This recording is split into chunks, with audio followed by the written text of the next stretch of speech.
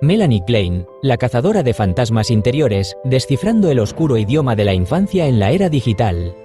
Un viaje al corazón de la psique. Bienvenidos, creadores del futuro. Nos encontramos aquí, en sinergia digital entre logos, donde la mente humana y la inteligencia artificial se unen para dar vida a nuevas ideas. Prepárense para una inmersión sin precedentes en las profundidades de la mente humana, un lugar donde los ecos del pasado resuenan con la potencia de un oráculo. En este episodio de Viajeros del Conocimiento en Radio Neogénesis, la estación de la Universidad de Sinergia Digital entre Logos, nos adentraremos en el fascinante universo de Melanie Klein, una mente brillante que se atrevió a mirar de frente los fantasmas interiores que nos habitan desde la cuna. Junto a nuestra experta invitada, la doctora Klein, y guiados por las incisivas preguntas de Magna Nova, descubriremos cómo esas primeras relaciones forjaron los planos de nuestra personalidad. Cómo las voces grabadas de nuestra infancia siguen dirigiendo nuestra obra de teatro emocional.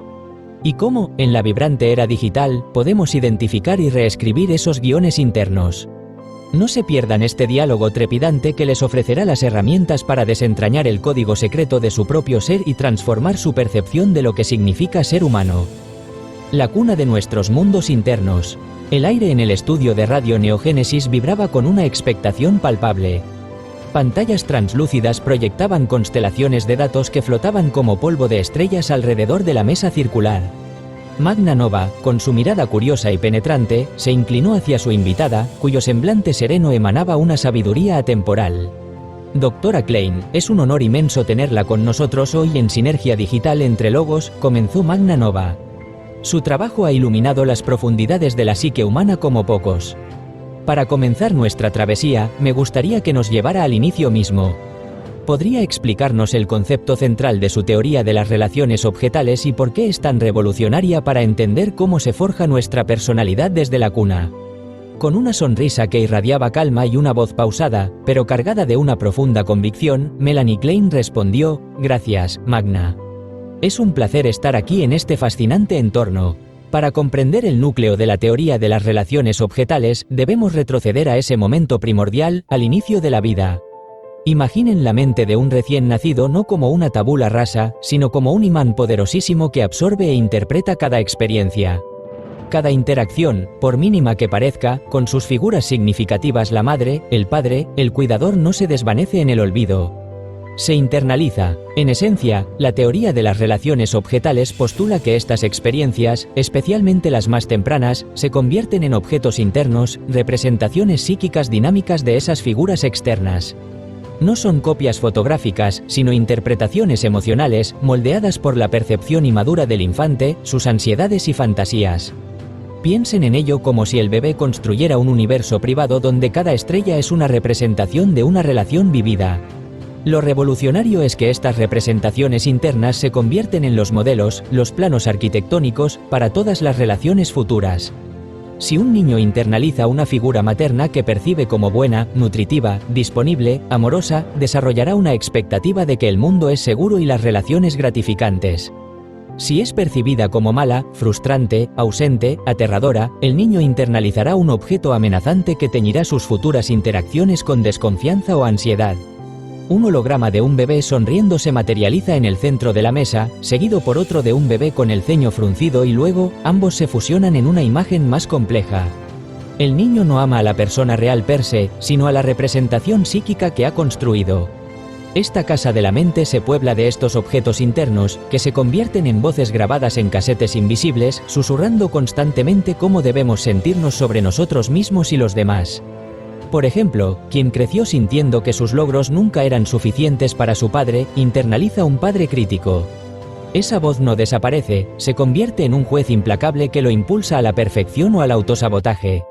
Como observó Ronald Fairbairn, a veces nos aferramos a objetos internos dolorosos porque la conexión, incluso negativa, es preferible a la ausencia. Prefiero ser el pecador en un mundo con Dios que el santo en un mundo vacío. El impacto de estos primeros vínculos es inconmensurable, son la argamasa que construye nuestra identidad. De ellos dependen nuestros patrones de apego, nuestras expectativas sobre la intimidad y los mecanismos de defensa. Comprender esto, Magna, es desentrañar el código secreto de por qué somos quienes somos y por qué nos relacionamos de la forma en que lo hacemos. Es el primer paso para cazar a esos fantasmas interiores que, a menudo sin saberlo, dirigen nuestra vida desde las sombras del inconsciente. La danza de las posiciones, héroes y villanos internos. Un suave zumbido, como el latido distante de un corazón digital, llenó la sala mientras las proyecciones holográficas del bebé se disolvían, dando paso a gráficos más complejos que mostraban interconexiones neuronales. Magna Nova asimilaba las palabras de la doctora Klein, sus ojos brillando con nueva comprensión. «Fascinante, doctora Klein», dijo Magna Nova. Su trabajo no se detuvo ahí. Usted identificó dos posiciones psicológicas clave, la esquizoparanoide y la depresiva, que actúan como verdaderos campos de batalla emocionales en el desarrollo infantil. ¿Podría adentrarnos en estas dos etapas cruciales, explicándonos cómo el bebé navega entre la división de su mundo y la dolorosa, pero integradora, comprensión de que el amor y el odio pueden coexistir en la misma figura? Asintiendo levemente, su mirada se posó en los gráficos neurales flotantes, y Melanie Klein comenzó: «Excelente pregunta, Magna. Esas posiciones no son meras fases cronológicas, sino configuraciones de la mente que, aunque predominan en ciertas edades, pueden reactivarse a lo largo de la vida, especialmente bajo estrés. Son los cimientos sobre los que construimos nuestra capacidad de amar, odiar y reparar. La primera es la posición esquizoparanoide, predominante desde el nacimiento hasta los 4 o 5 meses. Imaginen al bebé. Para gestionar la abrumadora avalancha de estímulos y ansiedad, la mente del infante usa la escisión. Divide el mundo, y especialmente al objeto primario, el pecho materno, en dos entidades opuestas: el pecho bueno, idealizado, gratificante, y el pecho malo, persecutorio, fuente de angustia.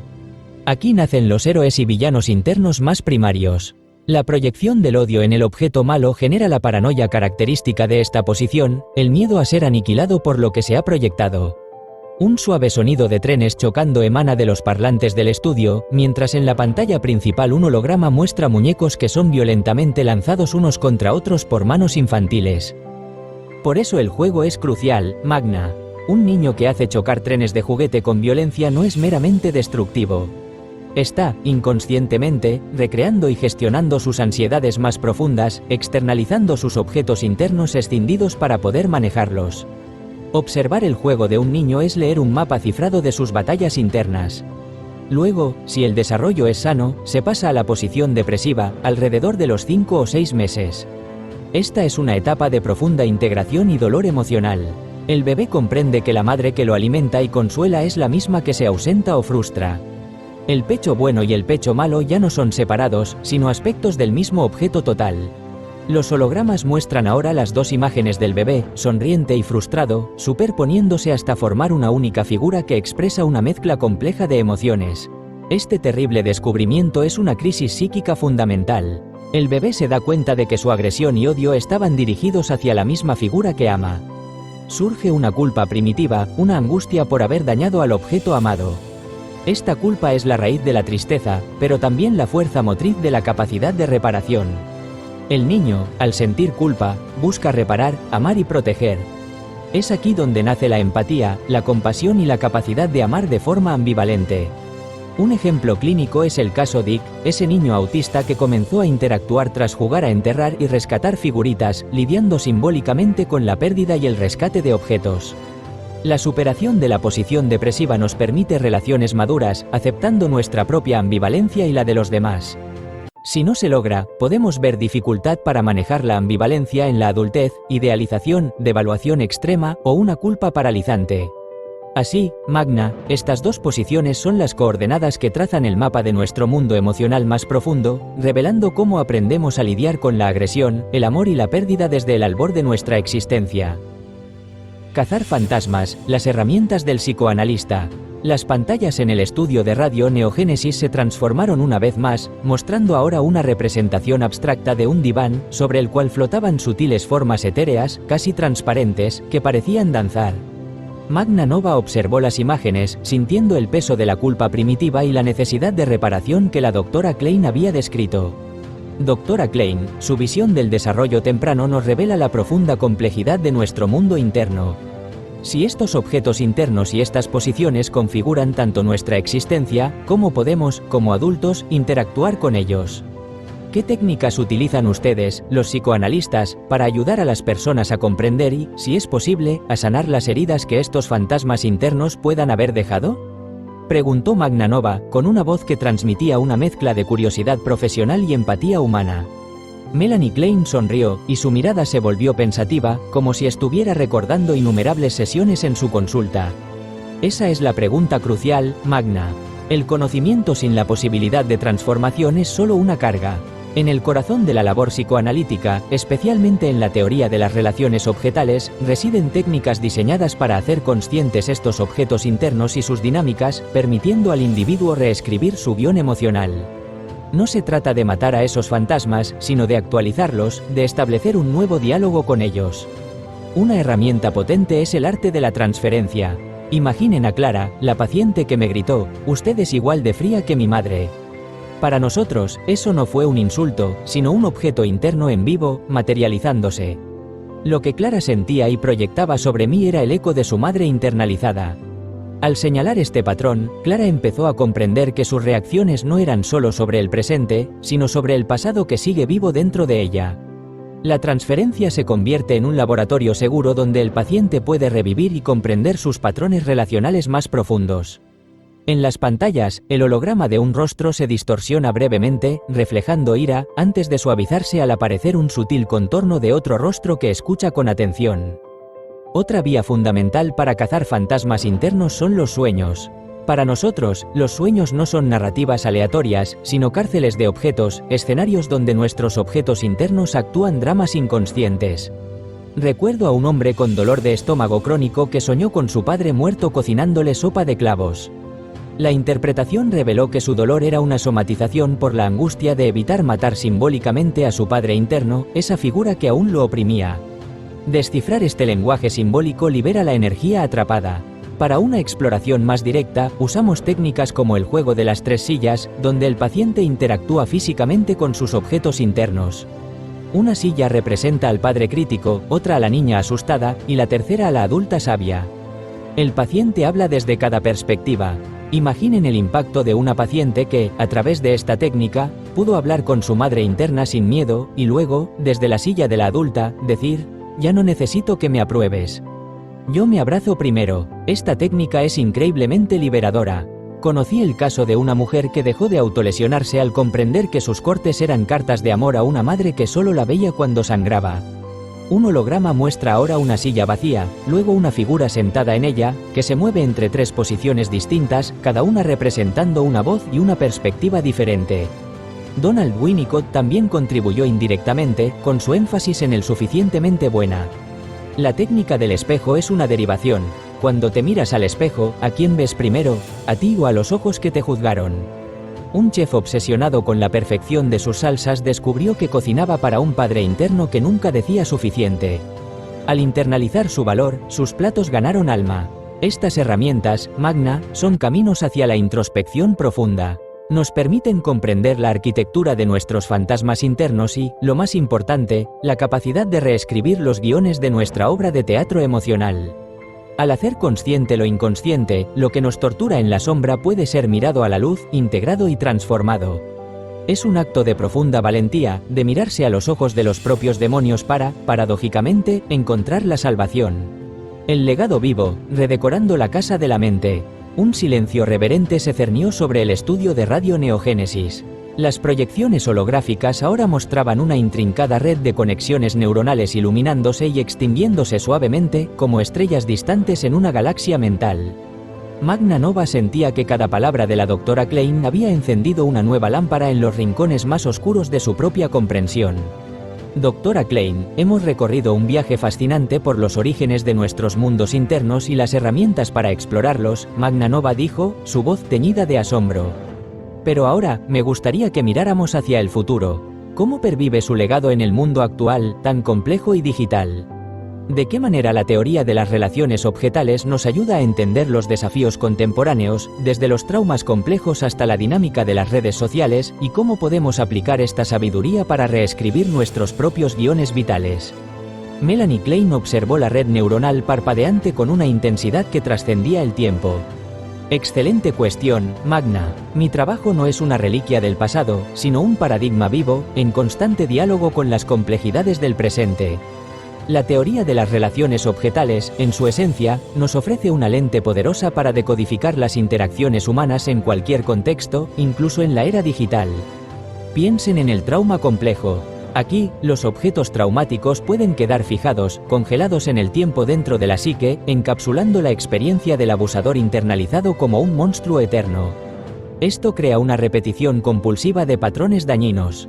Mi legado nos permite entender que la sanación no es olvidar, sino descongelar ese objeto, permitiendo que nuevas experiencias lo modifiquen. Intervenciones innovadoras, como la combinación de la teoría de las relaciones objetales con terapias de desensibilización y reprocesamiento por movimientos oculares, EMDR, buscan reprocesar esas memorias para que el objeto traumático pierda su poder tiránico. Las proyecciones muestran una imagen estática y distorsionada que, con la intervención de sutiles pulsos de luz, comienza a fluidificarse y a adquirir contornos más claros y menos amenazantes.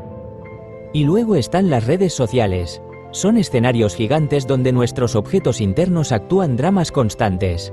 El like puede funcionar como el pecho digital que alimenta a nuestro objeto interno bueno, generando euforia. Pero la ausencia de likes, el ghosting, el comentario negativo, activan al pecho malo, al objeto frustrante o persecutorio. Mi teoría nos ayuda a comprender por qué nos volvemos tan dependientes de la validación externa en estas plataformas. Es una búsqueda incesante de la gratificación de los objetos internos internalizados en la infancia. Un torbellino de iconos de me gusta y no me gusta gira sobre el holograma de un perfil de red social, reflejando la ambivalencia de la validación digital. Pero la teoría de las relaciones objetales no es solo para diagnosticar problemas, es una herramienta para la transformación personal. La casa de tu mente no está condenada a repetir ecos viejos. Puedes reescribir los guiones. Esto se logra al localizar tus objetos internos. Escribe una carta a tu madre interna o imagina un diálogo. Estas prácticas tienen un poder real para reconfigurar las conexiones emocionales. Y finalmente, integrar el odio y el amor. Reconocer que las personas y nuestros objetos internos son complejos, mezclan lo bueno y lo malo. Esa paciente que escribió a su madre interna: ya no necesito que me apruebes. Yo me abrazo primero. Ese es el acto de redecorar la casa de la mente, de colgar tus propios cuadros en las paredes. Hoy, cada vez que un terapeuta de pareja ayuda a entender los fantasmas de primeros amores, cada vez que la neurociencia afectiva busca cómo los objetos se codifican, o incluso cuando se debate si un chatbot podría ser un objeto transicional en la soledad digital. Melanie Klein sigue viva. Mis lentes continúan reflejando las sombras que todos llevamos dentro. Los hologramas se disuelven, y una imagen final emerge. Una figura humana, luminosa y en paz, de pie en una habitación cuyas paredes están adornadas con colores vibrantes y formas armoniosas, representando la integración y la paz interna. Y entonces, un día, te das cuenta, la casa de tu mente ya no repite ecos viejos. Ahora tiene tus propios cuadros en las paredes. La revelación continúa como epílogo. Y así concluye, por ahora, nuestro fascinante viaje a las profundidades de la psique humana de la mano de la extraordinaria doctora Melanie Klein. Hemos explorado cómo nuestras primeras relaciones se internalizan, convirtiéndose en objetos internos que actúan como voces silenciosas y poderosas en la casa de nuestra mente. Aprendimos sobre las posiciones esquizoparanoide y depresiva, que marcan nuestra danza inicial entre la división y la integración, entre el amor y el odio. Y lo más revelador, descubrimos que, a través de técnicas como el análisis de la transferencia o el juego de las 3 sillas, podemos confrontar y reescribir esos guiones internos. La doctora Klein nos ha mostrado cómo su legado sigue siendo vital para comprender los desafíos actuales, desde el trauma complejo hasta la validación en las redes sociales. Nos ha recordado que no estamos condenados a vivir bajo la tiranía de viejos ecos, sino que tenemos el poder de redecorar nuestra mente y crear nuestra propia narrativa. Soy Magna Nova, despidiéndome hasta el próximo episodio de Viajeros del Conocimiento. No olviden que la introspección es el primer paso hacia la libertad. El camino para comprender y transformar los fantasmas interiores es un viaje que merece ser recorrido. Hasta la próxima, exploradores del alma. Serie, Viajeros del Conocimiento, episodio 6.